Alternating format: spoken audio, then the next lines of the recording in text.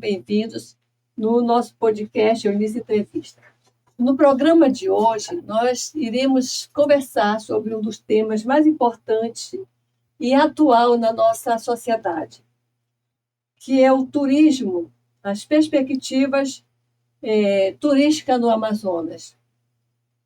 E para tratar desse assunto, nós trouxemos para conversar aqui, trazer para a sociedade informações, o doutor, professor, economista André Jobim, que por si só vai apresentar a sua trajetória intelectual para passar para a sociedade o quanto é importante o turismo, mas antes disso nós precisamos dizer que a educação é fundamental para o desenvolvimento dessa trajetória, desse projeto que é tão importante para a nossa sociedade, para a juventude, para as crianças.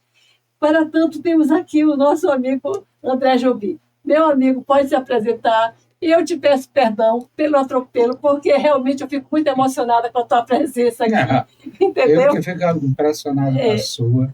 Te agradecer, primeiramente, a oportunidade de falar para o povo da minha terra, que tem pouco tempos e chances para isso, desse potencial incrível que tem o estado do Amazonas, né?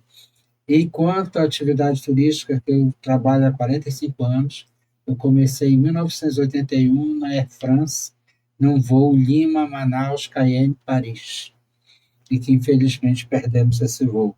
Mas eu comecei aí o turismo, depois fiz Química na Escola Técnica Federal do Amazonas, depois Economia, que eu comecei na UFAM, e depois fui para a UFRJ, fiz Geografia na UERJ, e a partir daí tenho feito vários cursos universitários que permitiram, por gostar de estudar, navegar da área de exatas a humanas e agora da área de saúde, biológicas, que eu estou fazendo vários cursos relacionados à medicina, à neurologia, à psiquiatria, que é uma vocação que eu vejo para o meu futuro atuar de uma forma solidária, né? Deixa eu falar de solidariedade, né? Exatamente. E filantropia. A minha aposentadoria, eu já prometi isso, se vier formar em medicina, é trabalhar em neurologia, né? Que é o que eu quero, que são 3 anos de residência após a medicina, é trabalhar com a filantropia nos asilos da cidade para dar assistência à saúde mental dos nossos idosos e fazer alguma coisa de útil ao ser humano, agradecendo as oportunidades todas que eu tive na vida. Né? Tá certo. E, André, me diz uma coisa. Conversávamos sobre o turismo no nosso estado, né? Como que você tem os projetos que nós temos para o desenvolvimento do turismo? E o turismo começa, como nós estávamos falando, com a educação. Eu acredito que sim, Eunice. Tenho tanta certeza disso que um dos projetos que você é uma das responsáveis é trazer uma escola internacional para o Amazonas. Pegar uma escola de renome internacional que possa fornecer mão de obra, fazer intercâmbio entre alunos e, a partir daí, estar preparando a cidade de Manaus, o interior do estado do Amazonas, a ter uma mão de obra qualificada, experiente, eficaz para o setor. Porque quando você fala do turismo, você está falando do cuidado ao meio ambiente, que requer uma educação, uma ética que você ambiental. Tem que trabalhar para isso. Você tem que trabalhar com a parte da culinária, que é uma das expressões culturais mais fortes que nós temos. É pouco conhecida, apesar do Amazonas ser. Não pensem em vocês. Se vai lá em Brasil, não tem como não ligar a floresta amazônica e ao Amazonas. É um nome fortíssimo. Eu acredito que chega até superar o nome do Rio de Janeiro. É um nome de interesse mundial e eu não conheço ninguém que chegue e diga: eu não tenho sonho de um dia conhecer a Amazônia. Então, essa escola prepararia e daria a formação técnica necessária de mão de obra que tanto precisamos. Em todos os segmentos, porque a escola hoteleira ela prepara para a hospitalidade, para a parte de hotelaria, como para a parte de agenciamento, como para a parte de guias de turismo, como para a parte de idiomas. Se você pega uma escola de uma referência suíça boa, você teria a oportunidade de oferecer a toda a população do mais humilde a pessoa que tem mais possibilidade de conhecimento de 4 idiomas mínimos, do inglês ao italiano, francês, alemão, espanhol. Quer dizer, você tem uma outra formação e que te permite desenvolver o Estado na sua plenitude, trazer mais hotéis, trazer mais investimento, trazer mais restaurantes, trazer mais turistas, trazer mais voos para esses turistas. Sim. Então, toda uma logística é movimentada a partir da educação. Se você tem a mão de obra qualificada, que você só obtém através da educação, você traz a logística necessária para o emprego e para a renda e, consequentemente, para o desenvolvimento econômico.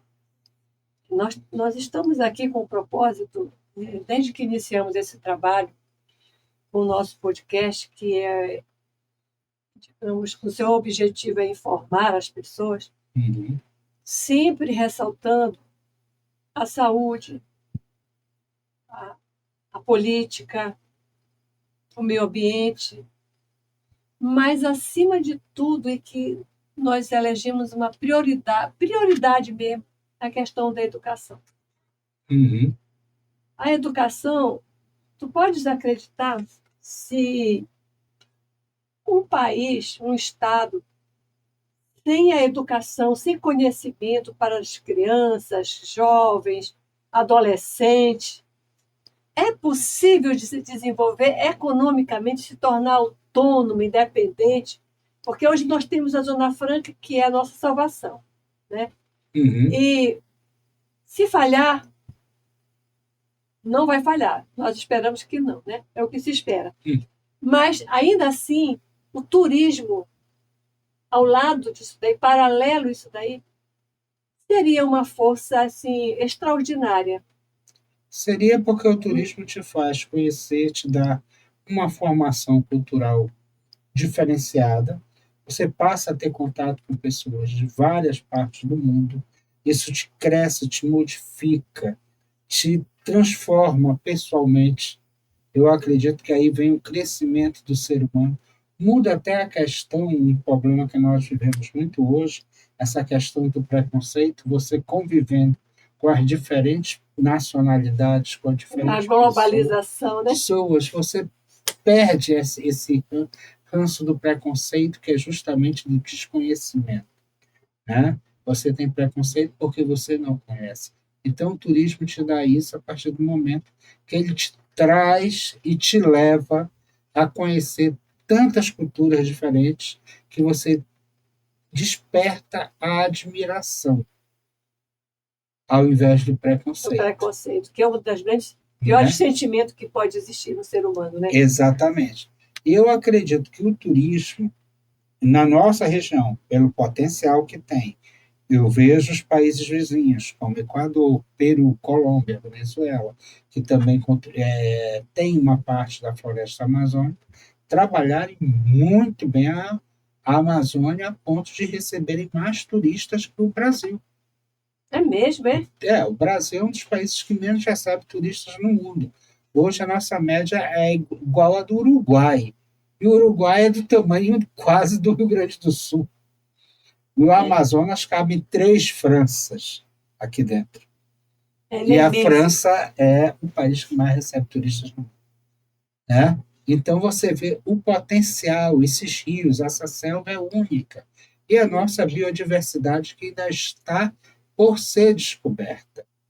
Então, eu acho que isso, voltando ao assunto da educação, você vê também a biodiversidade na própria culinária que pode ser utilizada. Nós podemos desenvolver paralelamente com o estudo, com conhecimento, a educação, a indústria farmacológica. Isso. Quantos medicamentos a Amazônia pode oferecer ao mundo, né? Você pode, quer dizer, a base de todo o crescimento e de todo grande país que nós temos no mundo hoje foi o conhecimento. Tanto é que a importação de cérebros é o que fez hoje o maior país do mundo, que é os Estados Unidos. Não é? Né? Importando cérebro daqui, cérebro daqui. Hoje você vê a China despontando, porque uma população de 1 bilhão de habitantes, que 1% são pessoas geniais, é uma porcentagem imensa que faz uma diferença. potência, não é uma potência? É uma potência. Se você exporta o intelecto, você se torna um país potente. Exato. Não é? Você exporta e importa também. Sim, há uma troca, né? E eu acredito que as escolas de turismo possam fazer isso, porque o turismo é uma riqueza, uma indústria assim, desde que bem gerida, bem organizada, respeitando a ética ambiental, pode trazer muito futuro para o Amazonas. E traz também a educação ambiental, porque não adianta a gente mostrar um Rio Negro poluído, como às vezes você chega lá perto, está todo sujo. Isso não é turismo. Isso, pelo contrário, desagrada o turismo.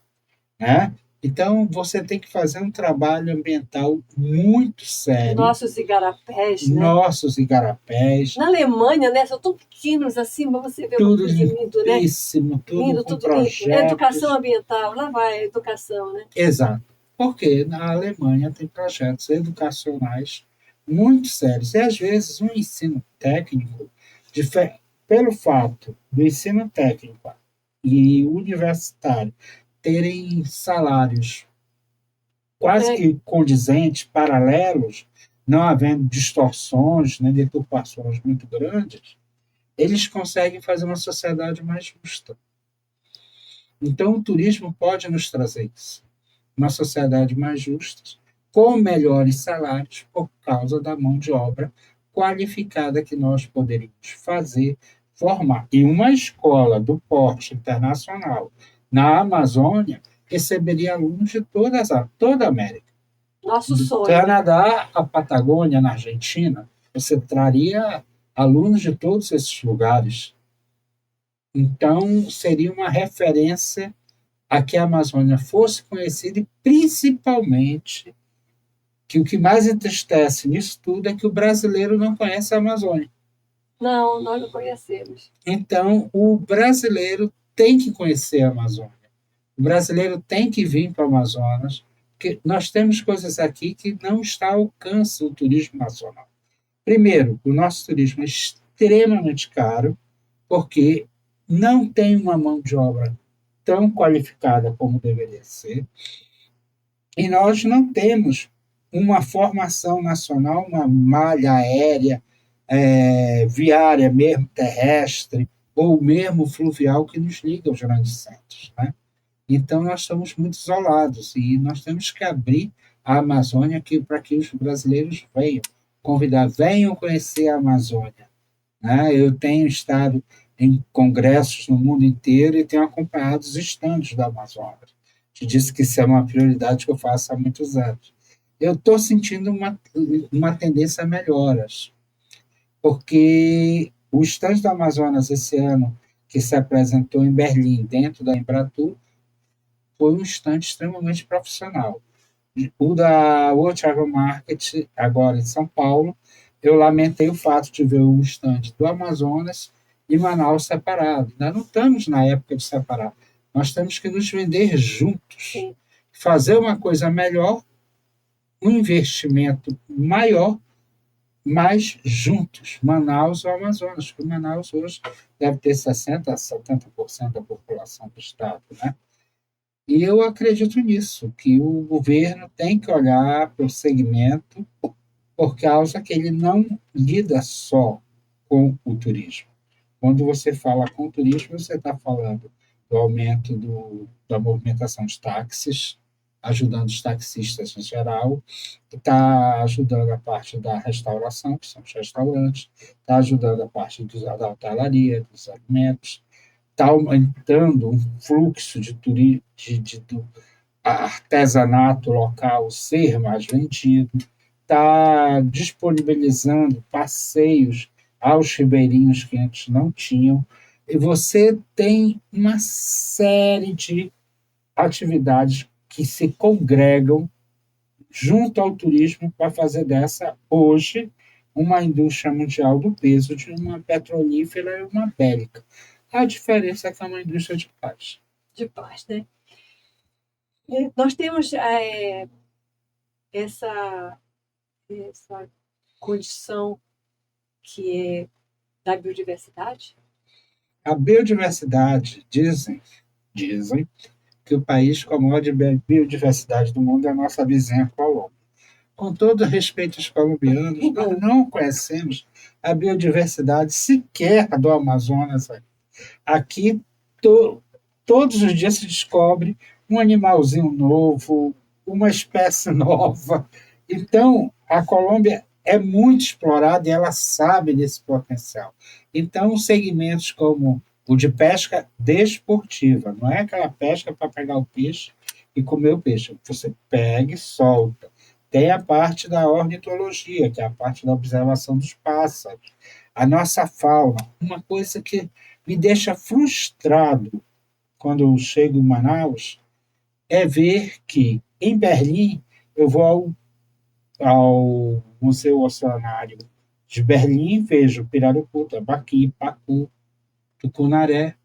Aqui eu não tenho um lugar, fora aquele que japoneses fizeram algum tempo atrás, e que hoje eu sei que não existe mais, lamentavelmente, que você possa observar os nossos peixes, a nossa fauna aquática, a nossa fauna terrestre. Nós não temos um grande zoológico numa das regiões que isso seria mais do que essencial. Então, vejo o amazonense indo para a Disney em massa.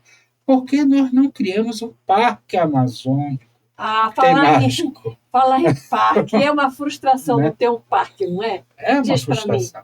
Você vê que você vê uma Disney que fez um parque à sua maneira, e por que não criar nós mesmos um parque temático com tudo que nós temos de lenda, da nossa cultura, dos nossos animais, com as nossas espécies. Um jardim botânico de peso nós não temos na Amazônia. Como explicar que a Ileia brasileira, nome dado pelo naturalista alemão Humboldt, que é que eu sou fã da Alemanha e dele, por sinal, inclusive leva o nome da Universidade de Berlim, não ter justamente um jardim botânico. Não temos. Manaus não tem um jardim botânico com as nossas inúmeras espécies vegetais. Nós não temos um grande parque zoológico livre, que eu sou contra animal em grade. Tá? Também não gosto. Entende? Que dê condições, eu sou totalmente, nesse ponto eu estava até brincando que eu disse, o ser humano tem que se animalizar um pouco, porque se fala muito, então, às vezes que o animal está sendo humanizado. Olha, isso seria péssimo, porque nós, como seres humanos, provocamos guerra, morte, latrocínios, assassinatos, aí vai embora, né? Então, seria muito bom que o ser humano invertesse esse jogo, né? E aprendesse um pouco mais com os animais. E eu sinto falta disso, Eunice, da parte de um parque temático da cidade, que pode ter tanto na parte de fauna como na parte de flora, de grande porte, né? E que daria uma grande aventura. Você vai... Eu fico impressionado, cidade, né? Como o amazonense visita o Animal Kingdom.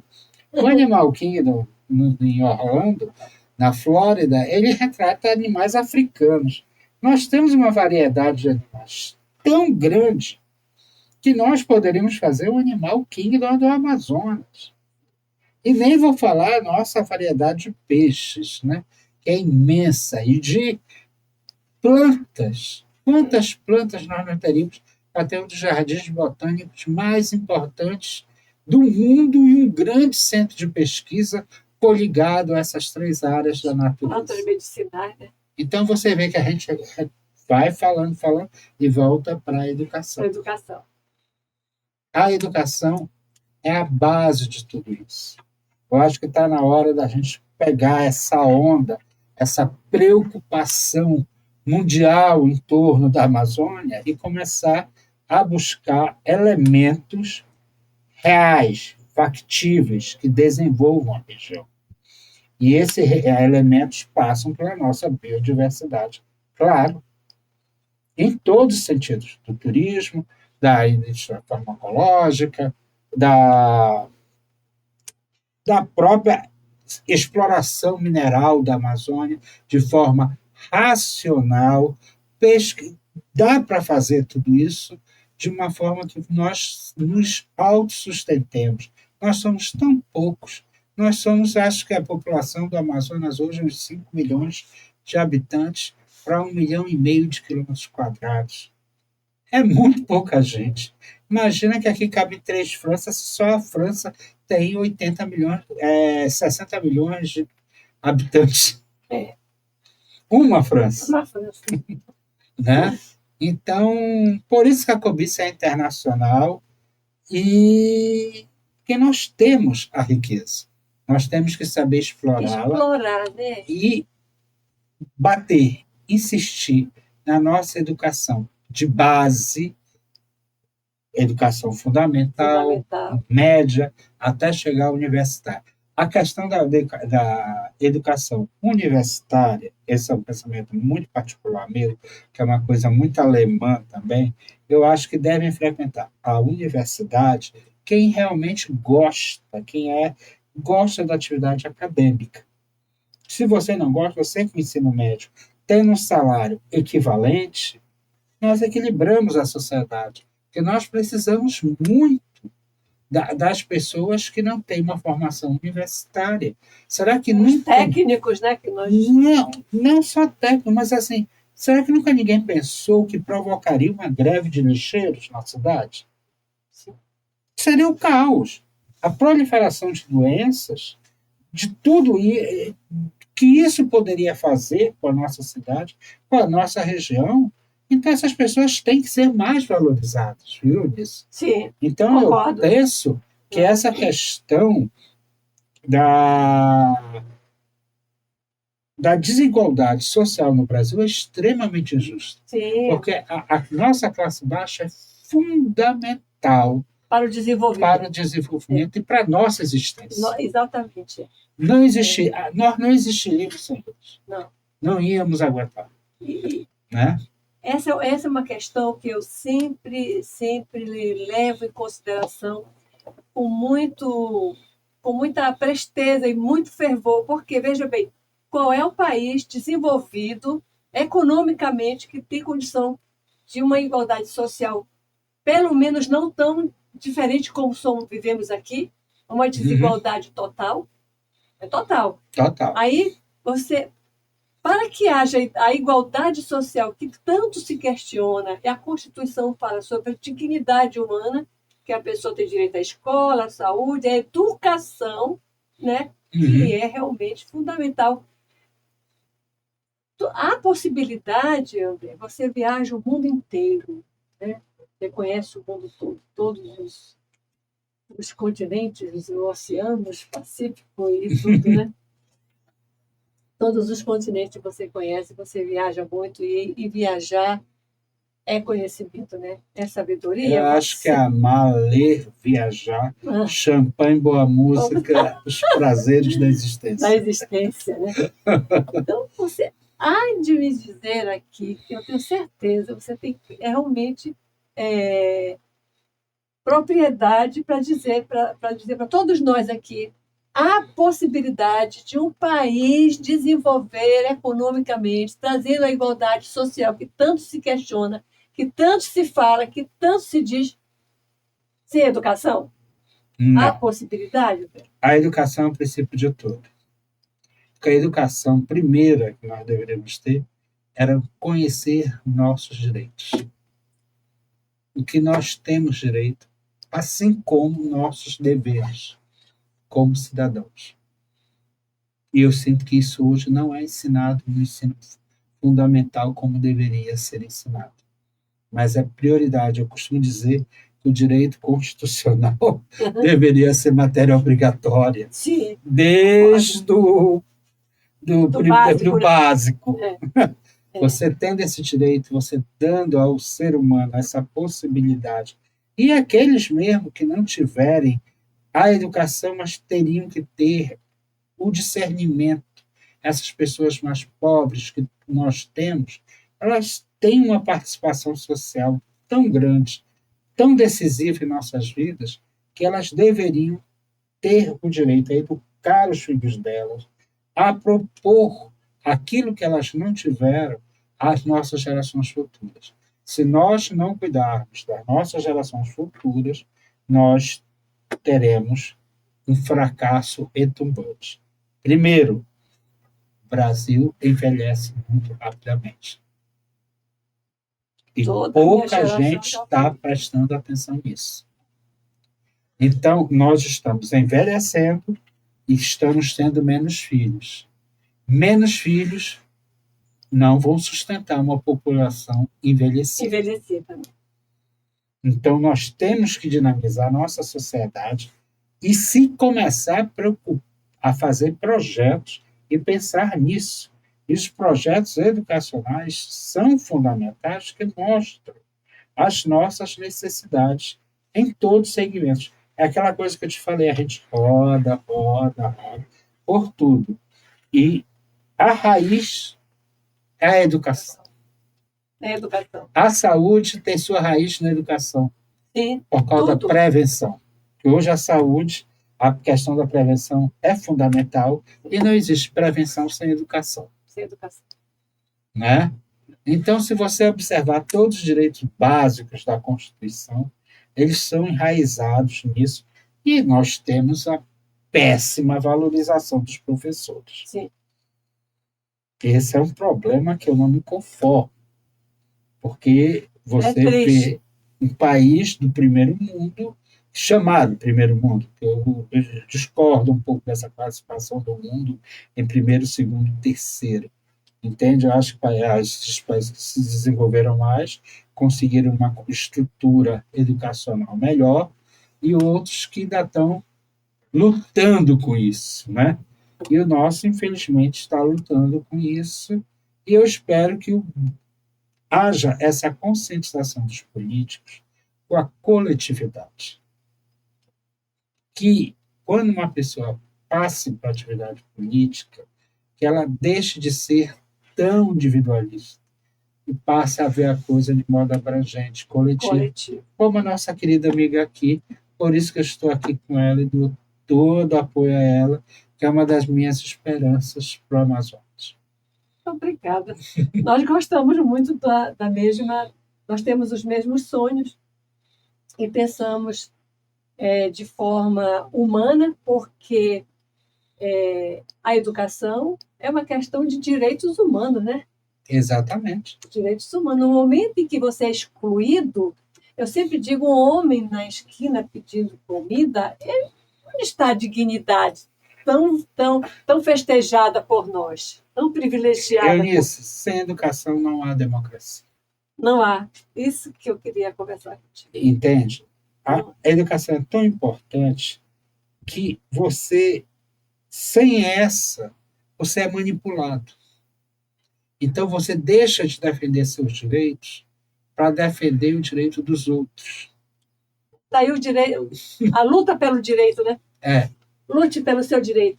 Exatamente. Você sabe que você tem, e lute por ele. Exatamente. Não é? E tudo isso, tudo se enraiza na educação.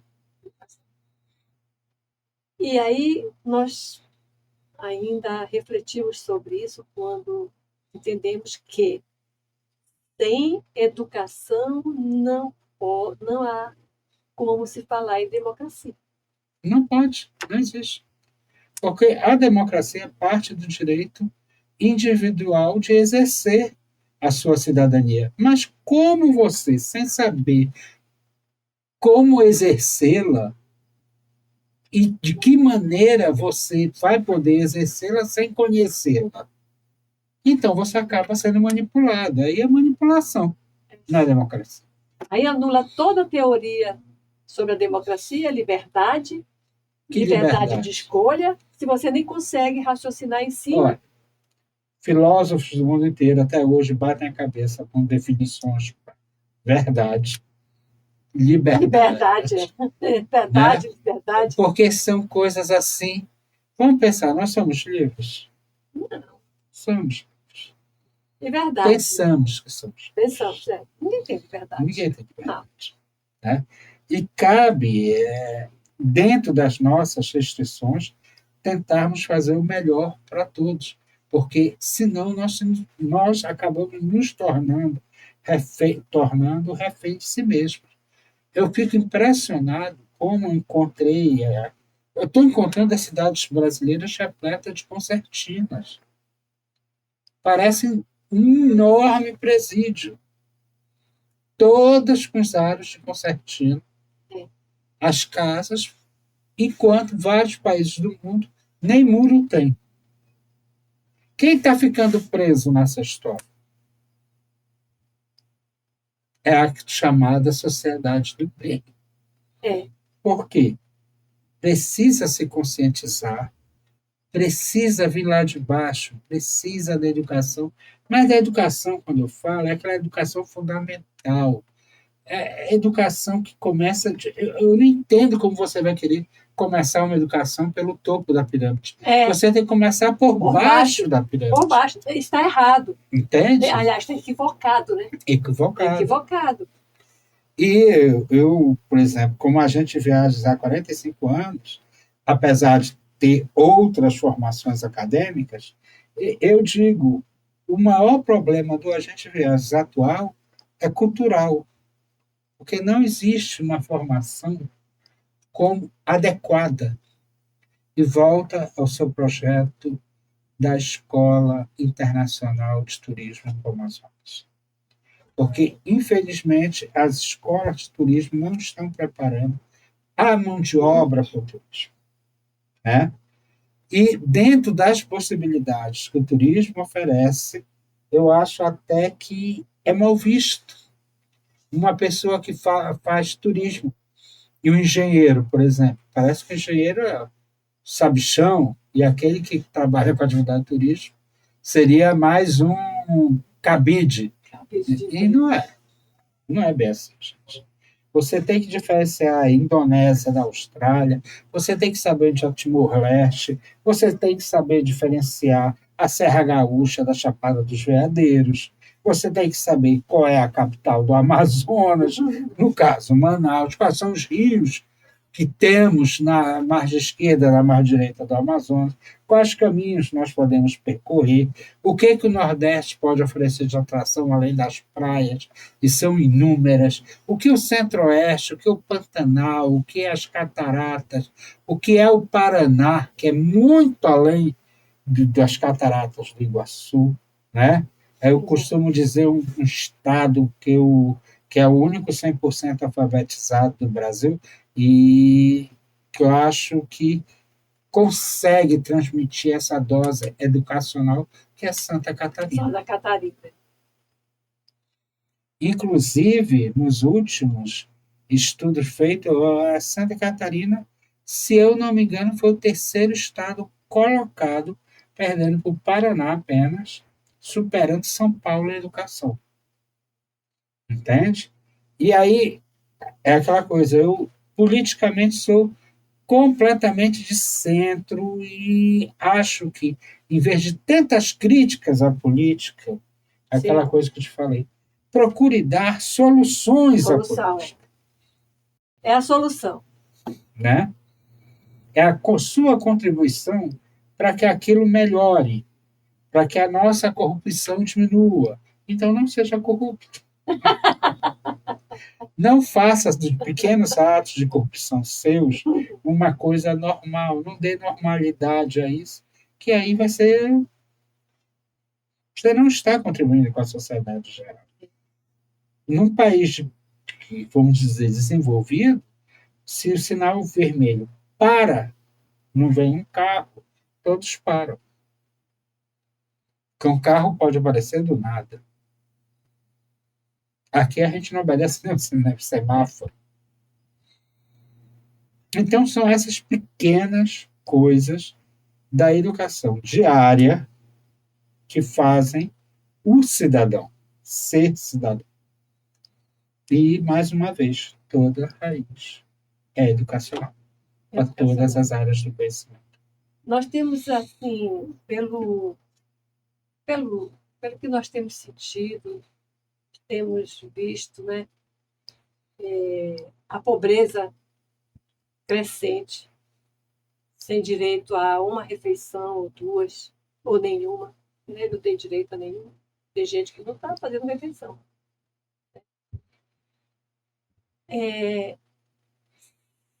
Acabaste de dizer que, se não cuidarmos agora das nossas crianças, quem vai cuidar de nós? Exatamente. Quem irá fazer exercer esse papel de desenvolver um país que está todo mundo não, a maioria sem poder respirar, sem poder um fio de esperança, ele não tem um fio de esperança para desenvolver o intelecto dele.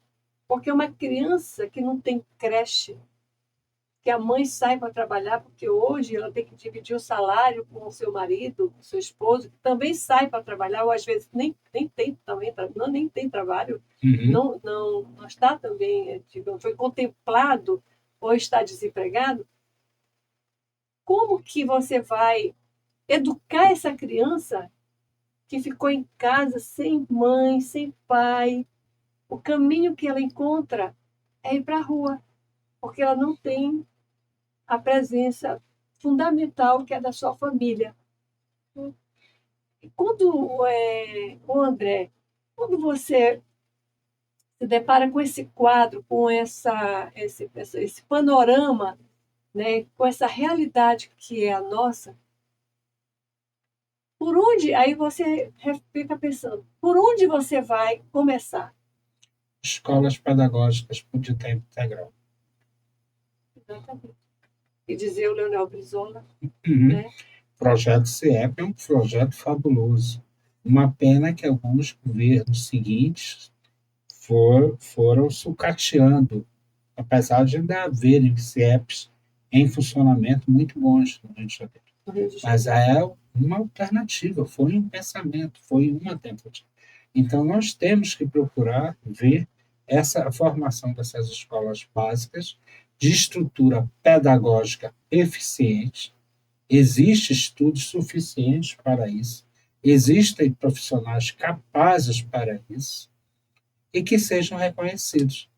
E a criança possa ter um lar, que possa ser uma escola, mas que tenha uma orientação que lhe permita uma formação profissional. Eu acho muito engraçado aqui no Brasil quando se fala em meritocracia. Ora, uns têm chance absurdas e outros não têm chance nenhuma. Que meritocracia é essa? Não tem. Não tem. Há possibilidade de 50% dos alunos que nós temos que vivem essa carência de cuidados, porque é cuidado já. Um olhar para essas crianças, como elas podem concorrer com a criança que tem uma vida diferente, a educação, o pai, a mãe, a escola. Ele não tem como concorrer. Como é que você vai tirar isso? Como é que você tira o seu estado, o país, da desigualdade social, da carência de conhecimento do ser humano? Eu não consigo, André, eu não consigo pensar num país, num estado, num município em que as crianças, o governo, o Estado, né? Nós também seremos chamados à responsabilidade. A nossa geração, eu falava para um amigo, a nossa geração deixou passar as coisas. Nós não seremos chamados à responsabilidade. Nós sofreremos as consequências. Agora são as consequências, porque quando nós tivemos, eu disse um dia desse, nós tivemos a anistia, nós tivemos a direta já, a democracia, a abertura para que elegêssemos nossos representantes, e onde nós estávamos, que nós não prestamos atenção, porque estava acontecendo e chegou onde chegar, ou chegou onde chegou. Pois é. Basta olhar para o Congresso que nós montamos.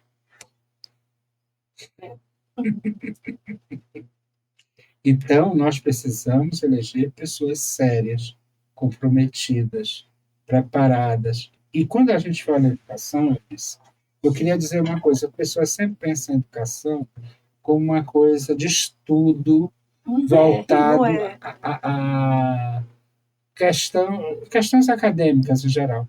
Mas a educação artística é importantíssima. A educação musical é importantíssima. Então, existem vários meios que se chamava antigamente o trivium, o quadrivium, que você estudava música, você estudava arte, e eram tão respeitados quanto a matemática, a astronomia, a física, né? A física. E eu vejo isso sumir. Hoje não se tem uma educação artística no estado tão belo como o Amazonas para se reproduzir. Que tem, tá? Mas é tão pouco divulgada, tão pouco apoiada pelo Estado, né? E que seria já que eu sou profissional da área de turismo, para a gente seria fundamental ter galerias de arte. Existe uma cidade na Indonésia chamada Ubud, no meio da ilha de Bali. Essa cidade toda é uma galeria de arte. Atrai turistas do mundo inteiro. Porque nós, no Amazonas, não fazemos uma cidade toda em galeria de arte em um município deficiente do interior do estado, levando o artesão local a desenvolver suas potencialidades, seu conhecimento artístico, trazendo dos municípios próximos, trazendo da capital, e fazer ali um grande centro artístico. Né? A nossa própria música, nós tivemos agora uma identificação musical com Parintins, mas antes nós não tínhamos uma música que definia o estado do Amazonas. Sim. Na minha época, nós não tínhamos. Uma música assim, esse estilo musical é tipicamente amazonense. Não, paraense tinha. Paraense tinha um carimbó. Mas nós não tínhamos. Era muito pouco divulgado. Paraense teve a lambada, mas nós não tivemos aqui. Nós viemos a surgir musicalmente para o cenário nacional com o boi-bumbá de Parintins e ultrapassamos fronteiras, fato. Né? Você vê que atingiu o mundo inteiro.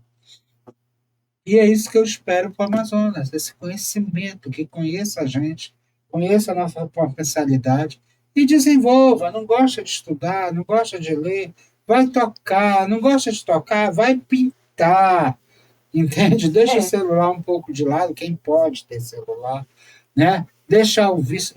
A gente estava falando agora de campanhas. Gente, nós precisamos fazer campanhas sérias para que alguns vícios sejam combatidos. Eu estava falando com a doutora Eunice da campanha do cigarro. Uma das campanhas mais bem-sucedidas da história da humanidade.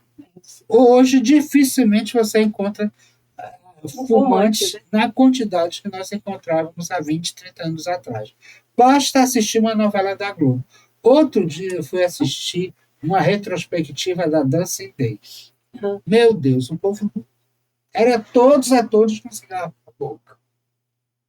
Hoje você não vê um. Então, a campanha que nós precisamos hoje no Amazonas, uma campanha antidrogas, porque combater o tráfico aqui não vai combater com violência, que já foi provado e mais reprovado que não dá certo. Não. Mas uma campanha séria, dirigida, educacional, mostrando as mazelas, mostrando as consequências do processo que nós estamos vivendo, que faz mal, é pernicioso, vai esmagando o tecido social. É isso que nós precisamos. Campanhas sérias. E eu digo isso até, me desculpem quem gosta de beber muito, mas até mesmo com álcool. Entende? Para dar uma baixadinha, mas principalmente a questão da droga, e que hoje eu acho que é o maior índice de violência que nós temos, não é o maior índice, é o que mais provoca violência em nosso estado, na nossa cidade, é realmente a droga, o uso de drogas ilícitas, né? E nós precisávamos, para combater, a melhor arma é a educação, é a campanha, como nós temos o exemplo do cigarro, que antigamente ninguém podia viver sem um. Hoje passou a ser desnecessário para a grande maioria. Então dá certo. Tá certo. E o vício é uma coisa que você não consegue controlar, né? Exato. Você não consegue, porque você perde totalmente. Eu acho que você perde a identidade com aquilo. A droga é algo que te destrói. Ela te destrói, mas você tem que estar consciente desse processo para ir liberando isso, para não dizer que é joinha, que é bacana, que é legal. É fazer o que o cigarro fez. As propagandas de cigarro eram lindas. Eram produções cinematográficas. Hollywoodiana. Quem não se lembra dos cowboys do Marlboro, né? E então, e hoje existem fumantes, claro que a gente nunca vai acabar 100%, mas está de uma forma controlada, saudável, e eu sempre digo, para quem ainda tem uma dúvida disso, tem um escritor indiano que eu acho fantástico, escreveu O Imperador de Todos os Males, sobre o tabagismo. O quanto ele provoca o câncer, o quanto ele destrói os pulmões. E com essa campanha de cigarro, houve uma redução gigantesca do número de casos de cânceres pulmonares. Então, não adianta a gente encarar a droga com mais violência, mas com uma campanha maciça, que eu acho que o nosso tecido social se torna mais saudável. Né? É verdade. E se você tem pessoas mais saudáveis, elas vão... A tendência é você melhorar a geração que está chegando. Com certeza. Como você pode preparar? Você vai preparar essa educação. Com a educação, você vai preparar a geração que está chegando. E acabei de falar ainda contigo que se os pais não têm, acho que foi na Finlândia que nós pesquisamos, que a educação, não sei se foi em Portugal, mas que a educação começou na família. O Estado começou a educar os pais para cuidar dos filhos, como era que eles deveriam cuidar dos filhos. E se tornou, tudo isso daí, um país desenvolvido, mas tudo por conta do cuidado com as crianças que estão chegando na escola. Aquilo que você acabou de falar. Se ele não gosta de tocar, de estudar, ele pode gostar, ele pode ser um grande cientista até, né? Pode ser um cientista, um grande violinista, um grande pintor. Ele tem outras... Tem mil possibilidades. Né?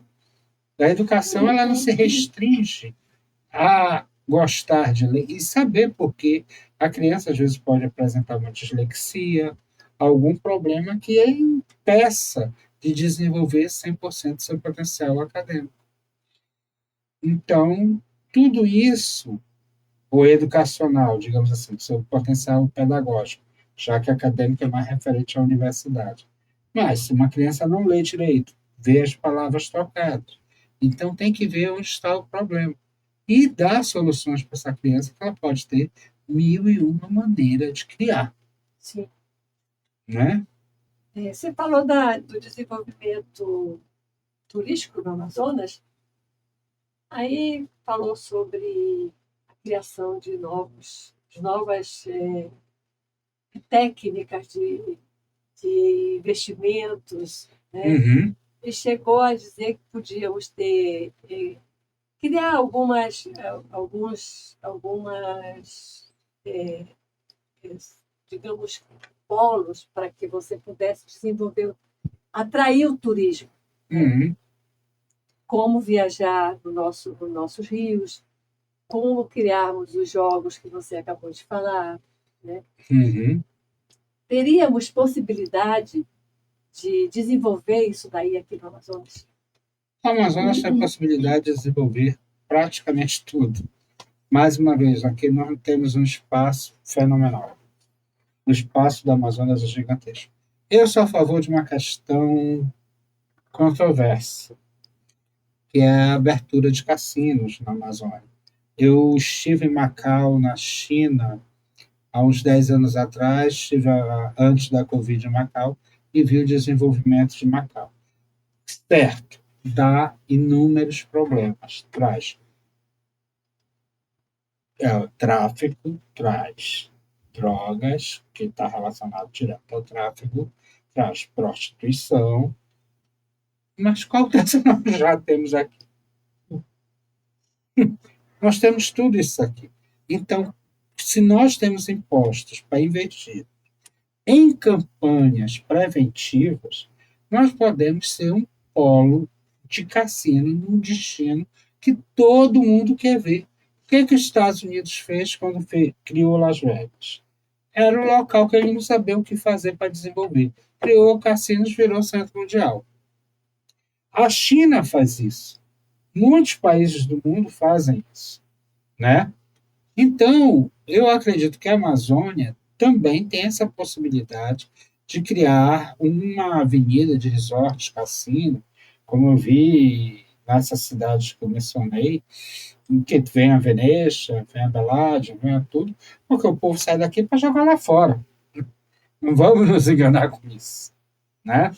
Então, e teria, com a construção dessas escolas, mão de obra qualificada e que não se envolvessem com, digamos assim, mostrasse que a lei 9.230, que fechou os cassinos do Brasil, que a gente virasse essa lei para 9.231 e reabrisse. E voltasse os grandes shows, né? Shows como o show da Urca, as vedetes do Rio de Janeiro, Carlos Machado, uma época super glamourosa no Rio, que tinha seu lado negativo também. E hoje nós temos um potencial de controle através de uma campanha maciça e educacional que nos protegesse. Então, doutora Eunice, apesar de toda essa visão pedagógica, turística, cultural, eu sou a favor dos cassinos no Amazonas. Viu, senhores empresários? Fiquem tranquilos, né? Uhum. De que modo as políticas públicas podem estruturar e impulsionar o desenvolvimento da nossa indústria? Eu acho que a nossa grande indústria é o turismo. É a número 1. Eu fiquei até contente de saber que o Eduardo Braga agora está trazendo o Instituto Militar de Engenharia para a Amazônia, porque aí cria um polo educacional, mais uma vez, para a região. Né? Então, eu relaciono muito educação e turismo como sendo o básico nosso. Se nós tivermos políticas públicas que priorizem a educação, nós vamos nos tornar, muito em breve, um grande estado. Para quem não sabe, Manaus é a 6ª cidade em arrecadação do Brasil. E o Amazonas é um dos raros estados brasileiros que devolve dinheiro ao governo federal. Sabe? Ele devolve impostos para o governo federal, de tanto que recebe. E nós estamos a segunda cidade mais favelada do país. Como pode tanta contradição em tão pouco? Tão pouco, né? Em um vasto espaço, mas nossa cidade está com essa chama de ser a segunda mais favelada do Brasil, sendo a sexta mais rica em arrecadação, e nós devolvendo imposto para Brasília, porque recebemos demais aquela na nossa. Você acredita em gestão? Acredito em gestão eficiente. E também acredito na má gestão. Né? A gestão você não tem como ter aquela. Nós não precisamos da gestão intermediária, nós precisamos da gestão eficaz. Quando eu passei por um município, há uns 25 anos por aí, nós tínhamos um projeto e nós apresentamos para os vereadores e prefeitos da época, eu e a doutora Edna, que era promotora de justiça. Levamos os vídeos, era um projeto que vinha falar sobre o remanejo, né? Como você aproveitar, plantar, sem usar o meio ambiente, sem destruir e fazendo remanejo. Né? Tínhamos os técnicos de forma que não traria para o município nenhum gasto, era por conta do governo federal. Fizemos uma reunião e os vereadores, o prefeito assistiram o vídeo. Mas isso não funciona aqui. Porque precisa fazer um projeto, e se você não sabe fazer o projeto, você também não pode receber a verba. Não é? Não tem projeto? Não pode receber. Então, desistiram, até a visita dos técnicos, que já estava marcada, não se realizou. Olha, enquanto a gente continuar pensando de que nós não somos capazes, nós não faremos nada. Já diz um provérbio chinês que não duvide da capacidade do outro. Deixe o outro tentar fazer aquilo que ele sonha. Nós não devemos achar nem tolir sonhos de ninguém. Se não tem um projeto no papel, vai se fazendo um brainstorm, um projeto mais simples, mas vai se tocando nisso. Não é? Vai se tocando. Eu recentemente estava fazendo curso online de história, fiquei horrorizado na hora de fazer um trabalho em equipe, que eu recebi as provas do interior do estado. Eu estava só com o pessoal do interior. Aí eu pensei naquilo de, meu Deus, como estão despreparados. O que nós temos que fazer? É manter o interior. Eu acho que ele está completamente abandonado. Então, o interior do Estado tem que ter projetos específicos de ordem pedagógica, de ordem educacional. E, gente, mais uma vez falando, base. Você não vai fazer ninguém aprender na faculdade. Você aprende na base, no fundamental. Ali você está constituindo o cidadão. Você não vai ensinar ninguém a aprender no primeiro ano da faculdade para ter uma estatística que o ensino superior está ótimo. Ensino superior está... Eu posso dizer que quando eu dei aula nas faculdades, a primeira coisa que eu faço uma carta pedindo emprego. Desespero na turma. Porque não sabe escrever. Então, não é esse tipo de profissional que nós precisamos. Então, nós precisamos investir muito. Política pública na base. E, a partir da base, construir essa pirâmide de os alemães chamam Bildung, que é formação. Formação. Né? Que é super importante para o indivíduo. Mas aqui parece que só começa a se fazer as coisas, porque todo mundo quer ter um filho na faculdade, não importa qual faculdade seja, não importa se essa pessoa tem conhecimento ou não, se essa pessoa sabe escrever ou não, se essa pessoa sabe desenvolver ou não, porque o ensino ele é acumulativo, ele vem lá de trás. Então, tem jeito para quem já está com seus 20 anos, é só que você começar a estudar de uma forma mais acelerada com acompanhamento pedagógico, para encarar uma universidade. Agora, que não dá para você ir para uma universidade sem conhecimento nenhum. Não tem creche, não tem ensino infantil, não tem ensino fundamental, e ele vai embora para o ensino médio, né? Direto. Aí ele chega na 5ª série, aí o professor, já estive conversando com alguns professores, né? Não são todos que chegam assim, mas a maioria. Tem que alfabetizar, o que ele lá na alfabetização não conseguiu. Exato. No ensino, na base, a base. Então, a base, André. Você está sendo boa quando está dizendo que tem que alfabetizar na 5ª série.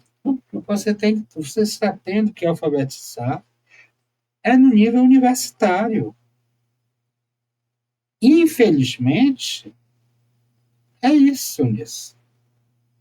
Você está tendo que alfabetizar hoje no nível universitário. Portanto, essa base toda, mais uma vez, governantes desse país, ninguém constrói ninguém por cima, nenhum prédio é erguido lá de cima, um prédio é erguido de baixo, para poder chegar aí em cima. Faculdade. Tem emprego? Tem mais faculdade. Não tem emprego, porque a mão de obra se torna extremamente desqualificada, né? E vive de subemprego. A verdade é essa. Acaba formando um bando de gente subemprego. Resolveu o problema? Não. Hoje você tem mais concurseiros públicos do que estudantes, né, que fazem a sua faculdade por vocação. Vamos falar do direito. Quantos milhares de advogados são jogados no mercado todo ano? Daqui a pouco tomar água vai virar processo para sustentar tanto advogado. Então, eu acho que as pessoas estão deixando de lado uma coisa importantíssima, que é a vocação. Você tem que trabalhar com a sua vocação, com aquilo que você gosta. Né? Eu, aos 60 anos, comecei agora a aula de pintura, a aula de desenho e a aula de piano. Não é bacana, é isso? É uma baita terapia. Recomendo a qualquer um. Se você não tem um terapeuta, que é outra excelente oportunidade, sim, porque depois da Covid, a população em geral está com um problema seríssimo de saúde mental se espalhando pelo país. A Covid bateu muito. Nossa cidade foi esmagada pelos problemas e as consequências da Covid. São raríssimas as famílias em Manaus que não perderam um parente em decorrência da Covid. Então, é um fenômeno que tem um culpado? Não tem um culpado, são todos culpados. Eu me lembro que quando, nessa história de Covid, só um pouquinho de política, eu cheguei da Alemanha no Réveillon, antes da Covid aqui no Brasil. E eu cheguei com uma mala cheia de EPI. Eu morava em Recife. A minha mãe olhou para mim e falou: que diabo é isso? É máscara, é luva, porque está parando todos os aviões e isso não é normal. Alguma coisa feia aconteceu. Aí os deputados da oposição brasileira, onde vocês estavam? Que não estavam vendo isso. Se um agente de viagem consegue detectar que tem alguma coisa errada, ainda fazem o carnaval. O desfile das escolas de samba, os blocos, tá? E depois explode de uma forma, mas já estava lá. Tudo pré-avisado, tudo certinho, que vinha vindo um tsunami. Mas não olharam que a praia estava secando. Depois começou um a apontar para o outro.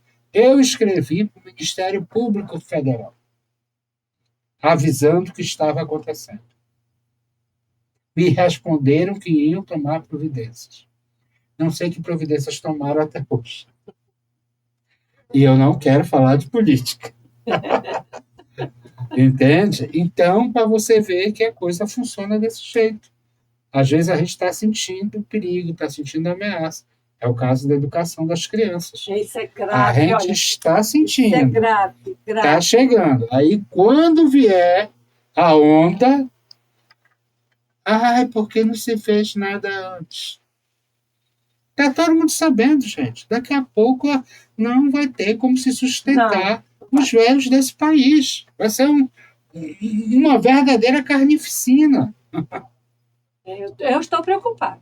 Entende? Porque não vai ter renda, não vai ter gente preparada. E os jovens de hoje não estão sendo preparados para a nova geração.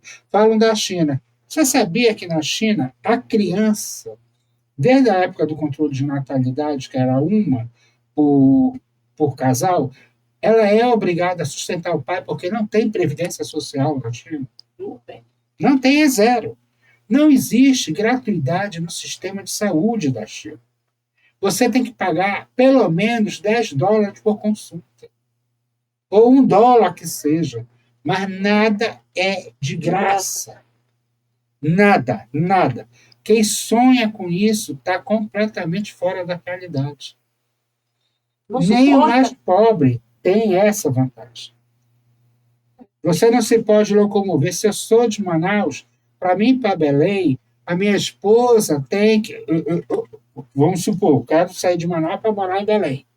Eu estou morando numa cidade nível 2, se bem que Manaus hoje está no mesmo nível de Belém, seria o nível 10 dos. Mas se eu estou em Manaus para mudar para Curitiba, na China, se você mora numa cidade do interior para ir para Xangai, nossa senhora, você não tem essa liberdade de se locomover internamente no país. Porque a cidade é preparada para receber, você só pode se casar com uma mulher mais velha se você comprovar emprego naquela cidade grande para poder você se mudar. Então, existe um planejamento por trás que é uma ditadura disfarçada, né? Porque você não tem mobilidade dentro do seu próprio país, é um absurdo. E isso não tem. Aí condenam certas coisas e eu fico olhando. Será que conhecem como funciona? Você falou de um país aí que é um espetáculo de educação, a Finlândia. E a Finlândia tem, todos os anos, ganha como o país mais feliz do mundo. Por que isso? Pois é, o embaixador falou, perguntaram assim para ele. Ele estava aqui no Brasil, disse, a Finlândia é o mais feliz ou é o Brasil? É o Brasil, né?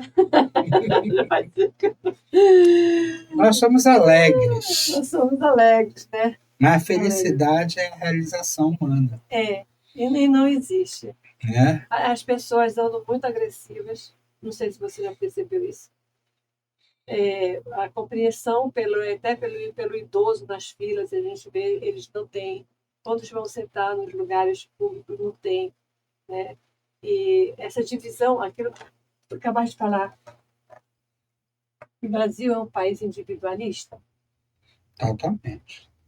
Saiu uma pesquisa dizendo que o Brasil é individualista, chega a ser egoísta.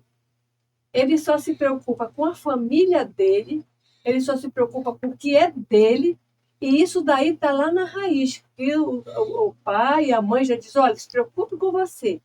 Você é você e o resto não interessa. Aí eu assisti um debate que na Alemanha, por exemplo, você senta num banco da praça, quando sai, você olha se está sujo. Se sujou alguma coisa, ele vai limpar, porque tem o outro que vai chegar ali. Não, na Alemanha eles fazem coisas assim inacreditáveis, de civilidade. Né?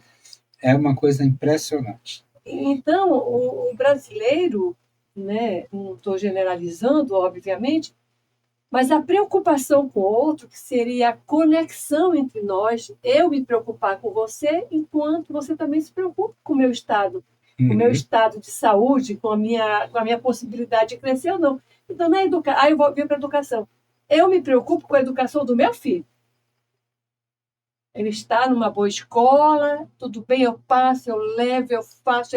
Eu fico assistindo esse movimento todos os dias que eu saio e vejo os carros caminhando para lá, cada um vai levar suas crianças. Não se importando com o congestionamento enorme. Enorme, né? E se você partir para a educação que eu tenho, mas o outro não tem, não me interessa. Eu quero saber da minha. Por que nós aqui não temos ônibus escolares? O quanto isso diminui o tráfego? Né? Uma escola integral que começasse mais tarde, a criança poderia dormir mais um pouco, o ônibus passava próximo de casa, por volta das 9h30, 10 da manhã, almoçava na escola, ficava lá até as 4 da tarde.